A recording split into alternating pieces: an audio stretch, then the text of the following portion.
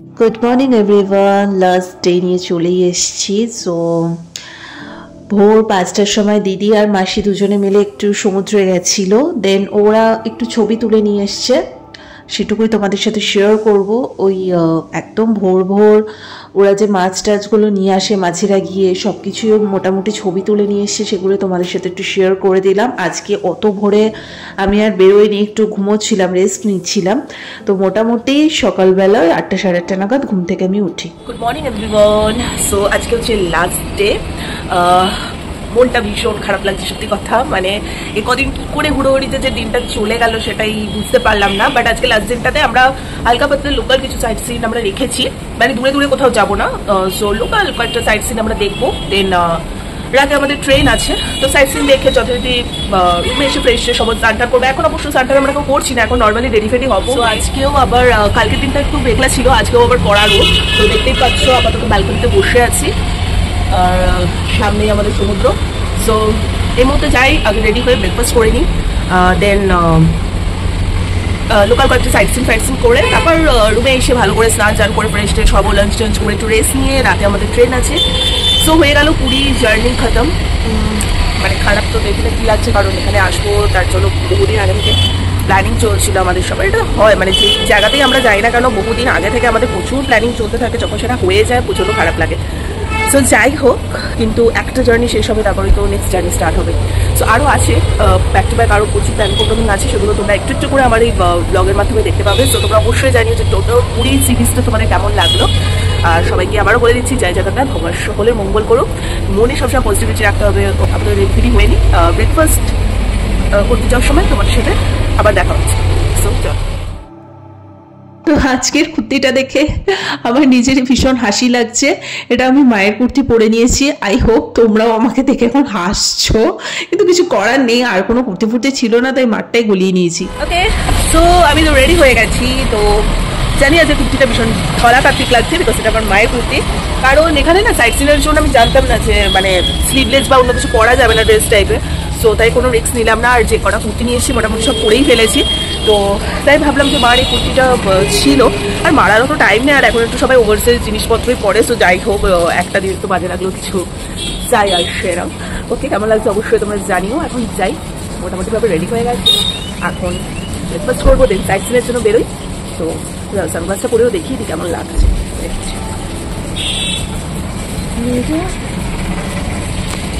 কেমন লাগছে জানি। ওকে,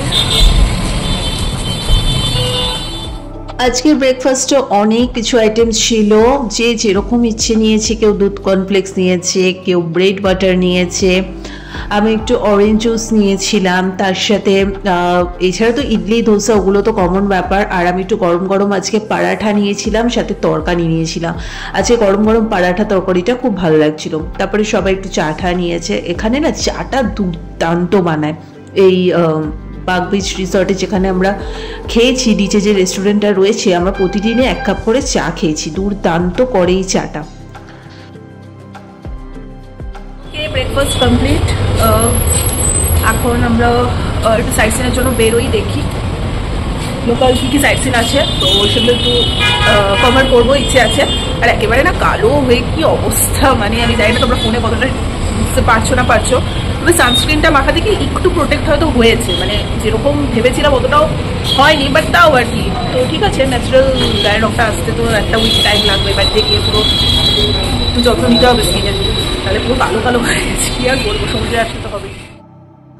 3টে স্পট আমরা আজকে দেখবো, তার জন্য 500 টাকা উনি নিয়েছেন। তোমরা চাইলে আরও বাকি যে কটা সাইট সিন আছে সেগুলো সব করতে পারো, 700 750 টাকা। তাহলে ওরা একটা টোটাল প্যাকেজটা নেবে, টোটাল ওরা লোকাল সাইট সিন করানোর জন্য। কিন্তু আমরা একদমই আর ওই ওদের মধ্যে পারছিলাম না বলে আমরা 3টে কভার করেছি সাইট সিন, তার জন্য 500 টাকা করে নিয়েছে।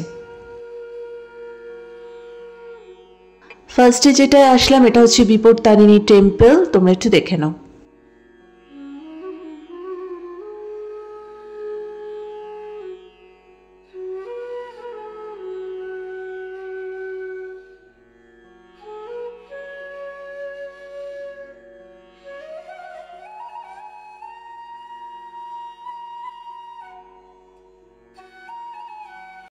ফার্স্ট স্পটটা ঘোরা হয়ে গেছে, আর এখান থেকেই দেখতে পেলাম যে সামনেই একদম গোল্ডেন বিচ।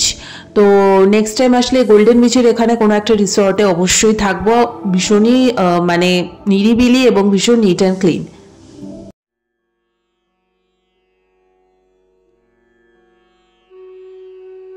নেক্সট যে স্পটটায় আসলাম এটা হচ্ছে শ্রী শ্রী ওমকারেশ্বর টেম্পল। সো পুরোটা তোমরা দেখতে থাকো, বিশাল বড় এই টেম্পলটা এবং ভেতরটা প্রচুর মন্দির আছে। আর সামনে এই ষাঁড়টা না অনবরত দাঁড়িয়েই ছিল এই জায়গাটায়, কোনো ক্ষতি করছে না কিন্তু মানুষের। তো যাই হোক, অনেকে তো মহাদেব ভেবে ওনাকে পুজো আচ্ছাও করছেন, এটা স্বাভাবিক। তো পুরোটা তোমরা একটু দেখতে থাকো, আমি পুরোটা তোমাদের সাথে শেয়ার করলাম। অনেকগুলো সেকশন এখানে রয়েছে, তো খুব ভালো লাগলো। এত সুন্দর কালারফুল না মন্দিরগুলো, এত সুন্দর সাজানো, সবটা তোমরা একটু এনজয় করতে থাকো।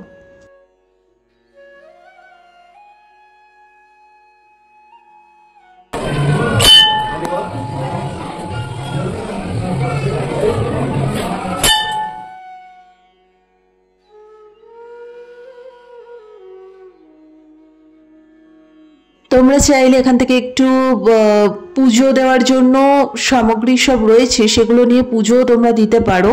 তাছাড়া এখানে প্রদীপ ধরানোর একটা জায়গা আছে দেখলাম। তাছাড়া ফটো ফ্রেম ট্রেম অনেক কিছুই রাখা আছে, চাইলে তোমরা একটু কিনতে পারো।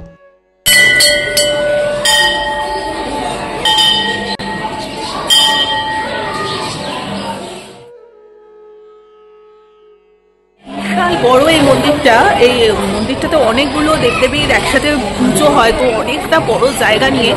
সো একটু একটু করে তোমাদের সাথে শেয়ার করছি। দেখতে একটা সুন্দর জিনিস আমি দেখতে পেলাম রাধা কৃষ্ণের, চলো তোমাদের সাথে শেয়ার করি।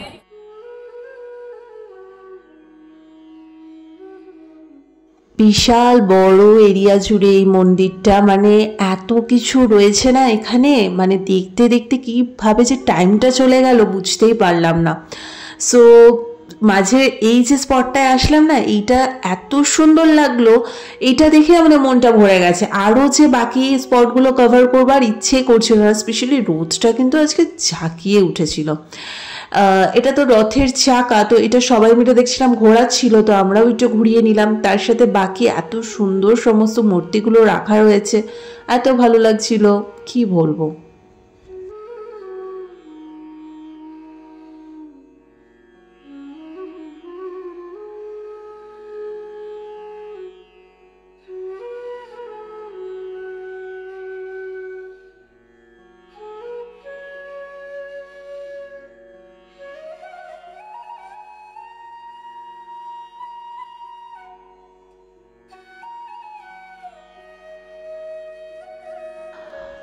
তো এবারে আমরা ওখানেই দেখলাম একটা গোশালা বলে একটা আলাদা সেকশন করা রয়েছে, সেটার ভেতরে ঢুকে গেলাম। অজস্র গোমাতা ওখানে রয়েছে, কি মিষ্টি, সবাই আদর করছে, খাওয়াচ্ছে, আমরাও একটু আদর করেছি, আমরাও খাইয়েছি।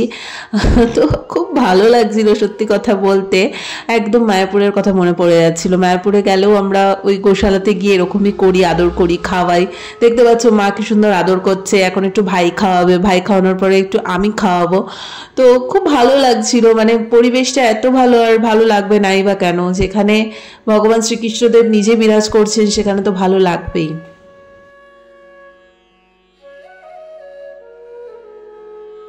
ওমকারেশ্বর টেম্পলটা এতটাই বড় যে ওটা দেখে আমরা বেরোতে বেরোতে অনেকটা টাইম লেগে গেছিলো। তারপর ওখান থেকে বেরিয়ে একটা ডাবের দোকান থেকে একটু ডাব খেলাম, কারণ আজকে বললামই শুরুতে যে প্রচণ্ড পরিমাণে রোদটা উঠেছে, তো বোন তো একটু পোজ দিয়ে দাঁড়িয়ে পড়েছে। তো যাই হোক, তারপরে একটু ঠান্ডা ঠান্ডা ডাবের জলটাকে একটু শান্তি পেলাম। এবারে আমরা 3 নম্বর লাস্ট এই স্পটটা দেখতে যাব। নেক্সট যেটা আসছি এটা হচ্ছে গুপ্ত বৃন্দাবন, ভীষণই ফেমাস, এটা পুরী লোকাল সাইট সিনের মধ্যে পড়ে। তো চলো আমার সাথে সাথে তোমরাও দেখতে থাকো। এটাই হচ্ছে গুপ্ত বৃন্দাবন। এটা পুরীতে প্রচণ্ডই একটা নামকরা স্পট, সবার মুখেই শুনে আসি গুপ্ত বৃন্দাবন আর সাক্ষী গোপাল। কিন্তু সাক্ষী গোপালটা আনফর্চুনেটলি অনেকটা দূর হয়ে যাচ্ছিল বলে আমরা আর যাইনি। তো এখানে ঢুকতে পার হেড 10 টাকা করে নিল। এখানেও খুব সুন্দর সুন্দর সমস্ত মূর্তিগুলো রাখা রয়েছে এবং প্রত্যেকটা প্রদর্শন এখানে রাখা রয়েছে। ভগবানের এক একটা লীলার কথা এখানে বলা হয়েছে আর কি, ভালো লেগেছে বেশ, সেটাও খারাপ লাগেনি।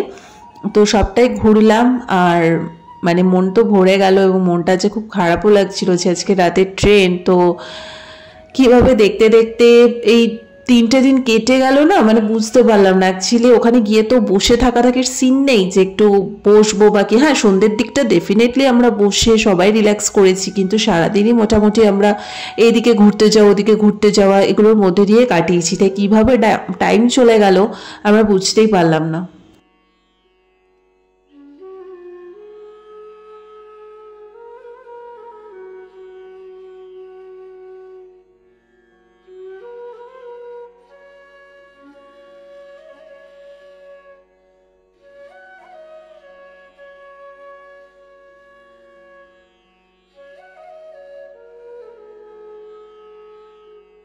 ওকে, সো সাইট সিন দেখে এই রুমে ঢুকলাম। আর সব থেকে বড় কথা আগেই বলে দিচ্ছি যে সব কটা সাইট সিন হয়তো আমি দেখাতে পারিনি, কারণ বিভৎস রোদ আজকে বাইরে। তোমাদের ফার্স্টে যেমনটা বললাম, তো বাট দেখেছি 3-4টে মতো যেটুকু দেখেছি তোমাদের সাথে শেয়ার করলাম। তোমরা যারা পুরীতে আসবে ডেফিনেটলি সব কটাই মানে লোকাল সাইট সিন এক্সপ্লোর করতে পারো। সাক্ষী গোপালটা আমরা দেখতে যাইনি, ওটা অনেকটা দূর ডিস্টেন্স হয়ে যাচ্ছে। যাই হোক, ওভারঅল খুব ভালো লাগলো যেটুকুই আমরা আজকে সাইট সিন করলাম। এরপরে আর কিচ্ছু না, ফ্রেশ ফ্রেশ হবো, স্নান টান করে লাঞ্চ করবো, দেন রাতের train back to Kolkata. Overall আমাদের পুরীর ট্রিপ তো ভীষণ ভালো লাগলো। অবভিয়াসলি জগন্নাথ ধামে এসেছি, আর সব থেকে বেশি ভালো লেগেছে জগন্নাথ দেবের দর্শন পেয়ে গেছি। আর অত কি সাইট সিন করলাম না করলাম অত মাথা ব্যথাই নেই। তো মেন জনের সাথে দেখা হয়ে গেছে, যার সাথে দেখা করতে এসেছিলাম, ব্যাস জয় জগন্নাথ। এবারে ভালো ভালো বাড়ি পৌঁছতে পারলে বাঁচি। সো আজকে প্রচন্ড রোদও উঠেছে, তাছাড়া ওই যে ঘুরে ঘুরে আরো বাদ বাকি সাইট সিন করবো আর পারছিলাম না, আর এনার্জি দিচ্ছে না। তো এখন যাই, ফ্রেশ ফ্রেশ হয়নি। তোমাদের প্রত্যেক দিনের এপিসোড কেমন লাগলো অবশ্যই জানিও, আর ভালো লেগে থাকলে তো লাইক কমেন্ট শেয়ার সাবস্ক্রাইব করে দিও। আর সবাই কিন্তু কমেন্টে একবার করে জয় জগন্নাথ লিখে দিও। সো চলো লাস্ট অব্দি তোমরা দেখতে থাকো, অ্যাটলিস্ট ট্রেনে ওঠা পর্যন্ত ভিডিওটা কন্টিনিউ করি। সো চলো আবার পরে দেখা। আজকে লাস্ট দিনটা ভাবলাম যাওয়ার আগে একটু সপ্তপদী দই খেয়ে নিই।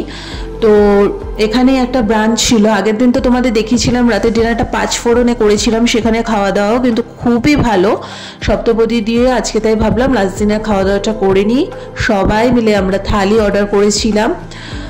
বাঙালি বলে কথা, মানে কি বলবো, মাছে ভাতে বাঙালি, পুরো ভেতো বাঙালি যাকে বলে। তাই শেষ দিনটা একটু মাছ ভাত না খেলে ঠিক হচ্ছিল না আর কি।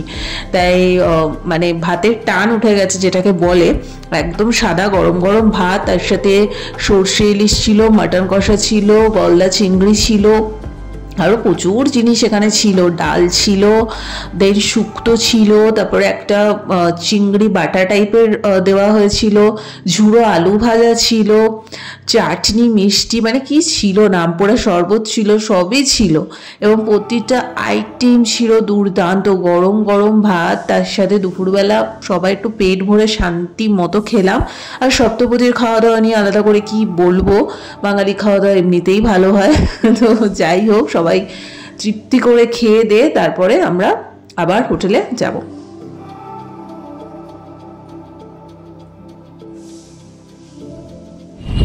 ওকে, সো আজকে রাতে ট্রেন, তো বাড়ি যাওয়ার আগে সমুদ্র তো ছাড়তে ইচ্ছে করছে না, আবার চলে এসেছি। এখন 5টা বাজে। ভালো লাগছে না, মনটা খুব খারাপ লাগছে সত্যি কথা বলতে। মানে অদ্ভুত একটা টান, অদ্ভুত মায়া আর কি।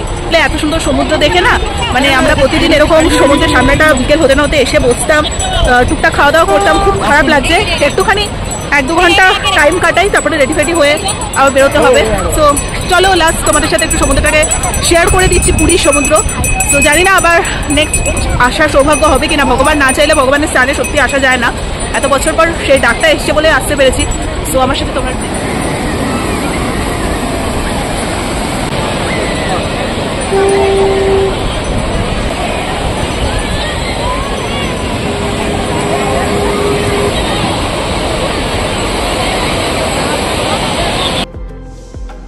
লাস্ট দিনটা এত মনটা খারাপ লাগছে না, মানে কি বলবো। সবাই বলেছে পুরীতে আসলে একটা অদ্ভুত টান, মানে বাড়ি যেতে ইচ্ছে করে না। তো প্রথম যেদিন আমি এসেছিলাম এখানে, প্রথম দিনটা সমুদ্রে লাফালাফি নাচানাচি সবই করলাম, একদমই সে অদ্ভুত টান জিনিসটা অনুভব করিনি। কিন্তু যখনই ওই প্রভুর মন্দিরে গেলাম না, তারপর থেকে অদ্ভুত একটা টান আমি ফিল করতে থাকলাম। আর আজকের দিনটা তো স্পেশালি আরো মন মেজাজ পুরো খারাপ হয়ে গেছে। পুরীর সিরিজটা এখানেই শেষ করে দিচ্ছি। তোমরা অবশ্যই জানিও যে আমার প্রতিদিনের ব্লগ তোমাদের কেমন লাগলো। ভালো লেগে থাকলে লাইক কমেন্ট শেয়ার সাবস্ক্রাইব করে করে দিও। জয় জগন্নাথ।